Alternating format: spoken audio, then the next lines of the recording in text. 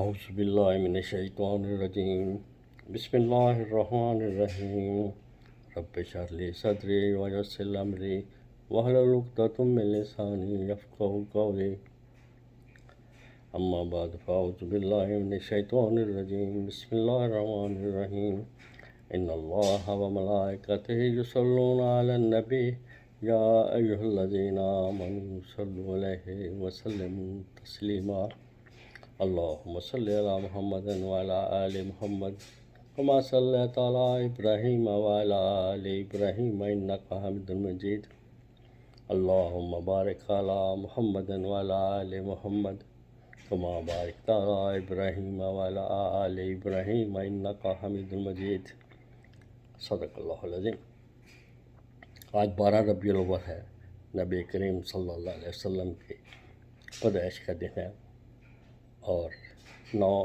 اکتوبر 2022۔ پہلے 2 دفعہ آپ سے مخاطب ہو چکا ہوں، یہ تیسری ویڈیو ہے سیرت النبی صلی اللہ علیہ وسلم یا اسلامک ہسٹری کے نام سے بائی سرفراز رانا۔ اگر یوٹیوب پر بھی سرچ کریں گے تو آپ کو یہ سب چیز ویڈیو مل جائیں گے۔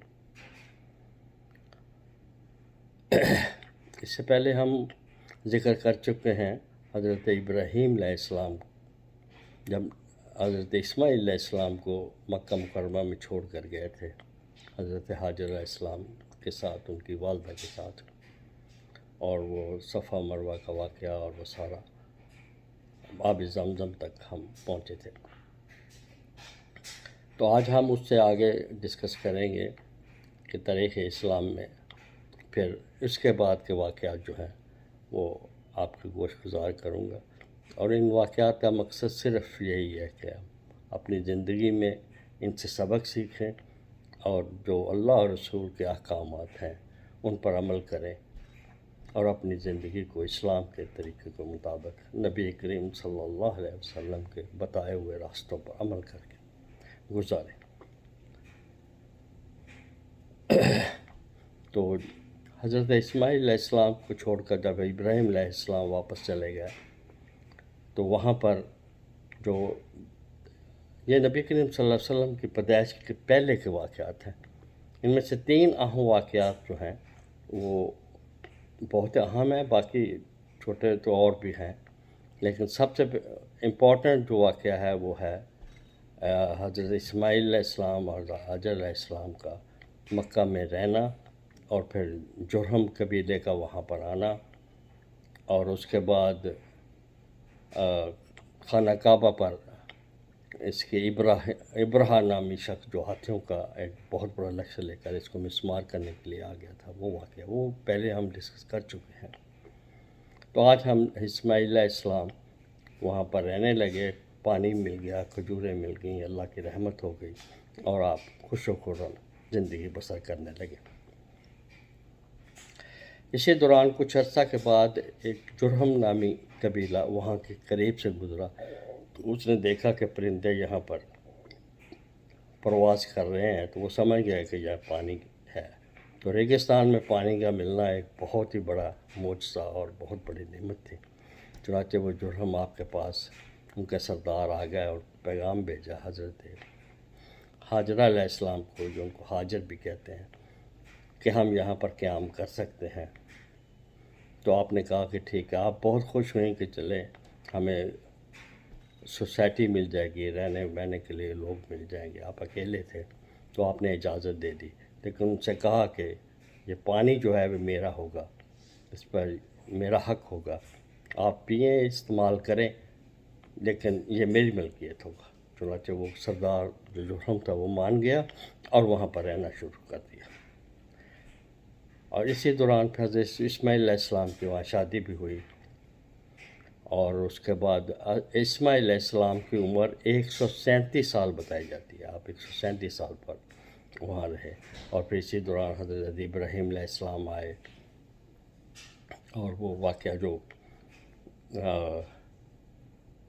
ان کا ذبح کرنے کا اللہ کے حکم سے، اور شیطان کا آپ کے رکاوٹ بننا، یہ سب چیزیں آپ پہلے سے جان چکے ہیں۔ جیسے کہ حاجی لوگ ہیں وہ باقی احکامات کے مطابق 2 احکام تو ان میں یہ ہیں کہ جمعرات کو کنکریاں مارنا، پہلے جمعرات کو، دوسرے کو اور تیسرے کو. یہ وہ 3 مقامات ہیں جہاں پر حضرت ابراہیم علیہ السلام کو شیطان نے منع کیا تھا کہ آپ یہ کام کرنے نہیں جائیں، اور اسماعیل علیہ السلام کو بھٹکانے کی کوشش کی تھی کہ تمہارا باپ بلا عذر بلا وجہ تمہیں ذبح کرنے کے لیے لے جا رہا ہے.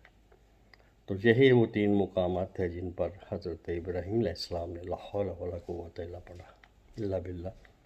اور وہ شیطان جو تھا وہ دفع ہو گیا. اور اسی کی جو حضرت ابراہیم علیہ السلام کی حکم کی پیروی کرتے ہوئے یہ حاجی حضرات وہاں پر 3 دن کنکریاں مارتے ہیں. پہلے روز پہلے جمعرات کو، پھر دوسرے روز، پہلے دوسرے تیسرے اور 3 روز تک. اور یہ صفا مروہ کے درمیان جو سعی کی جاتی ہے، جو حج کے اہم ارکان میں سے ایک رکن ہے، طواف کے بعد سعی کرنا اور مقام ابراہیم کے بعد 2 نفل پڑھ کے وہاں پہ زمزم پینا اور پھر صفا مروہ کے درمیان سعی کرنا، یہ بھی احکامات حج میں سے ایک ہے. یہ حضرت حاجر علیہ السلام کی ہی سنت ہے، کیونکہ وہ حضرت اسماعیل علیہ السلام کو خانہ کعبہ جہاں پر آب زمزم ہے وہاں پر لٹا کر آپ خود سب صفا پر جاتی، کبھی مروہ پر جاتی، تاکہ آپ کو کہیں پانی مل سکے، کہیں کھانے پینے کی چیز مل سکے. تو اس دوران آپ نے 7 چکر لگائے. تو یہی 7 چکر جو ہے یہ ان کی سنت ہے، اللہ تعالیٰ کو پسند آئی، اور آج تک حاجی جو ہے جو بھی وہاں پر جاتا ہے وہ وہاں پر 7 چکر لگاتا ہے.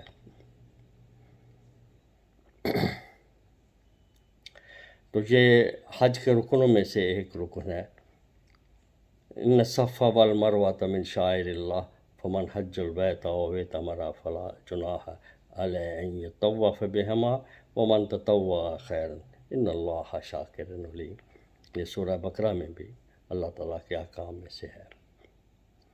تو اس کے بعد میں واپس وہیں پہ ہم شروع کرتے ہیں کہ جرہم قبیلہ آپ کے ساتھ حضرت اسماعیل علیہ السلام اور ان کے ساتھ رہنے لگ گیا. کافی عرصہ آپ وہاں پر رہے. اسی دوران میں یہ واقعات بھی ہوئے. اور اس کے بعد جرہم جو تھا اس پر خزاع نامی ایک قبیلہ تھا، اس نے حملہ کر دیا اور اس کو شکست دے کر خود مکہ کا بانی و سب بن گیا. لیکن حضرت اسماعیل علیہ السلام جب سے پیدا ہوئے، جب تک آپ کی عمر رہی، وہی مکہ کے سردار رہے، اور آپ کی شادی بھی وہیں ہوئی، اور آپ کی اولاد بھی وہاں سے آگے چلی،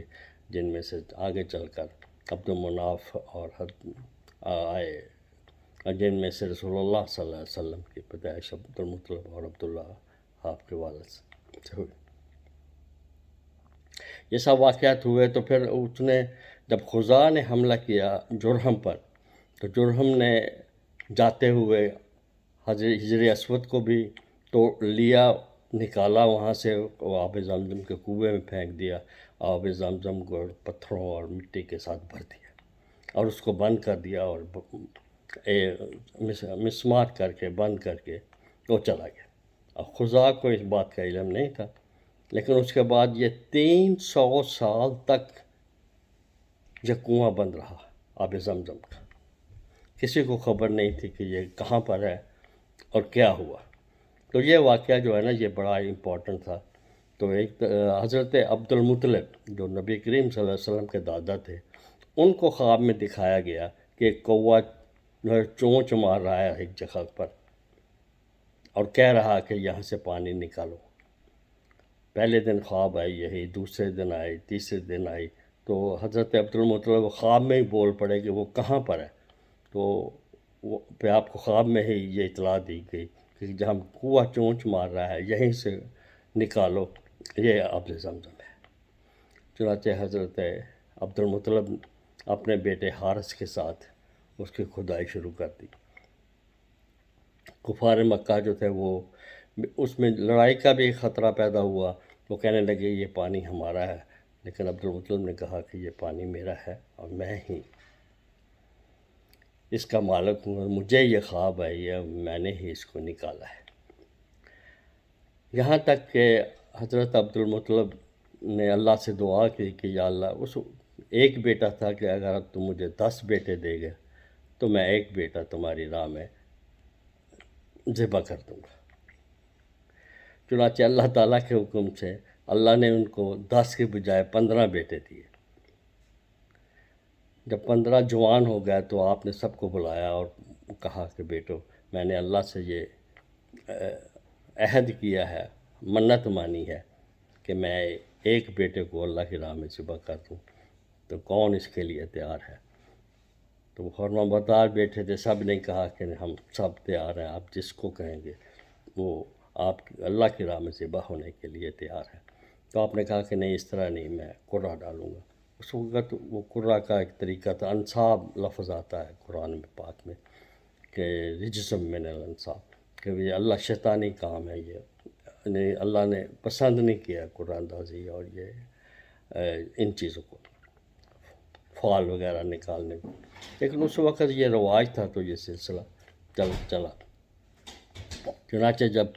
فال نکالی گئی تو حضرت عبداللہ رضی اللہ تعالیٰ عنہ جو کہ آپ کے والد تھے، ان کا نام آیا کہ ان کو ذبح کیا جائے، جو کہ حضرت عبدالمطلب کے بہت ہی پیارے اور لاڈلے بیٹے تھے۔ چنانچہ جب اللہ کا حکم تھا، اس لیے آپ نے اس کو کرنے کے لیے تیاری کی، حضرت عبداللہ کو لے کر میدان میں آئے کہ آج میں اس کو ذبح کر دوں گا، اللہ کی راہ میں ذبح کر دوں گا۔ لیکن کفار مکہ جو تھے، جو مکہ کے سردار تھے، وہ درمیان میں آ گیا کہ ہم ایسا نہیں ہونے دیں گے کہ ایک جان کو بلا وجہ تم ذبح کرو، یہ ٹھیک نہیں ہے۔ چنانچہ جھگڑا بڑھا، لیکن اور اس پر اتفاق ہوا کہ ایک عورت تھی جو کاہنہ تھی اور وہ فال نکالتی تھی اور اس قسم کے جو معاملات تھے ان کو دیکھتی تھی، کہ اس کے پاس ہم اس معاملے کو لے کے جاتے ہیں، جو وہ فیصلہ کرے گی وہ ہم منظور کریں گے۔ چنانچہ اس کے پاس گیا تو اس نے کہا کہ اگر تم میں سے کوئی کسی کو قتل کر دے تو اس کی دیت کیا ہے، کتنا معاوضہ تم دیتے ہو؟ تو کفار مکہ نے کہا کہ ہم 10 اونٹ دیتے ہیں۔ تو اس عورت نے کہا کہ ٹھیک ہے، آپ قرآن نکالیں، ایک طرف عبداللہ کا نام ڈالیں اور ایک طرف 10 اونٹ ڈالیں، اگر عبداللہ کا ہی نام آئے تو پھر 10 اونٹ کا اضافہ کر دیں، پھر بھی عبداللہ کا آئے تو 10 اونٹ کا اور اضافہ کر دیں۔ چنانچہ یہ سب اس بات پر ایگری ہو کر دوبارہ قرعہ ڈالا گیا تو حضرت عبداللہ کا نام نکلا، یہاں تک کہ 10 اونٹ بڑھاتے گیا، لیکن حضرت عبداللہ کا نام ہی نکلتا رہا۔ آخر میں جب 100 اونٹ پر پہنچے تو 100 اونٹ کا نام نکلا، عبداللہ کا نام نہ آیا۔ چنانچہ سب نے ایگری کیا کہ 100 اونٹ ذبح کر دیا جائے اور عبداللہ کو ذبح نہ کیا جائے۔ تو اس طرح یہ واقعات جو ہے وہ ہوا اور 100 اونٹ کو پھر ذبح کر دیا گیا اور حضرت عبداللہ رضی اللہ تعالیٰ عنہ کو ذبح نہ کیا گیا۔ تو یہ بہت اہم واقعہ تھا۔ اس کے بعد حضرت عبداللہ کی شادی ہو گئی حضرت آمنہ رضی اللہ تعالیٰ عنہ کے ساتھ، جو کہ آپ کی والدہ ماجدہ تھیں، اور حضرت آپ کے پیدائش سے پہلے حضرت عبدالمطلب نے، آپ کے دادا نے حضرت عبداللہ کو مدینہ بھیجا کھجوریں لینے کے لیے، کوئی تجارت کی غرض سے، تو وہیں راستے میں آپ کا انتقال ہو گیا، یعنی نبی کریم صلی اللہ علیہ وسلم کی پیدائش سے پہلے ہی آپ کے والد صاحب اس دنیا سے رخصت ہو گئے، اور آپ کی پیدائش پر ہی پھر حضرت عبدالمطلب نے لا کر خانہ کعبہ میں آپ کا نام محمد رکھا۔ تو یہ سارا واقعہ جو ہے یہ نبی کریم صلی اللہ علیہ وسلم کی پیدائش سے پہلے کا ہے۔ یہ جرہم والا واقعہ اور خزاع اس کا واقعہ اور یہ خانہ کعبہ کو مسمار کرنے کے لیے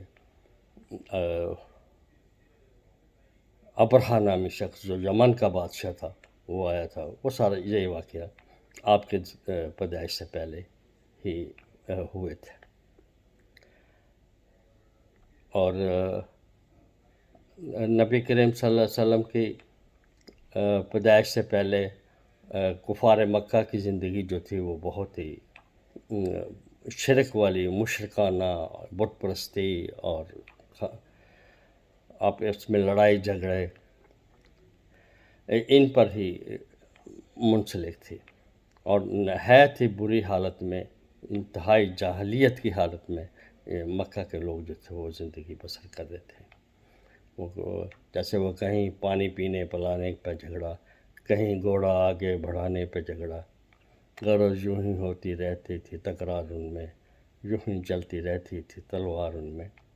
یہ مکے کی حالت تھی، اور اس پر ہم مزید انشاءاللہ بات کریں گے، نبی کی وسلم کی پیدائش اور اس کے بعد کے واقعات، اور انشاءاللہ دوبارہ آپ سے ملاقات ہوگی۔ اب اجازت چاہتا ہوں۔ ایک توثیق کر لیں کہ جب پہلی ویڈیو میں خندق کا واقعہ آیا تھا تو حضرت علی رضی اللہ تعالیٰ عنہ نے جس کافر کو واصل بہ جہنم کیا تھا اس کا نام عمر بن عبد ود تھا، اور جب نبی کریم صلی اللہ علیہ وسلم حضرت عمر اور ان کے درمیان صرف خانہ کعبہ کا غلاف تھا اور آپ تلاوت کلام کر رہے تھے، حضرت عمر سن رہے تھے، تو اس وقت نبی کریم صلی اللہ علیہ وسلم سورہ الحاقہ کی آیت پڑھ رہے تھے۔ یہ بھی کر لیں، اور انشاءاللہ آئندہ ملاقات ہوگی، اور پھر آپ سے نبی کریم صلی اللہ علیہ وسلم کی پیدائش سے لے کر بعد کے واقعات تک پوری انشاءاللہ العزیز سیرت النبی اور اسلامک ہسٹری ہم دہرائیں گے، ایک دوسرے سے بات کریں گے اور سیکھیں سکھائیں گے۔ اللہ تعالی ہم کو توفیق دے، آمین۔ وآخر دعوانا ان الحمدللہ رب العالمین۔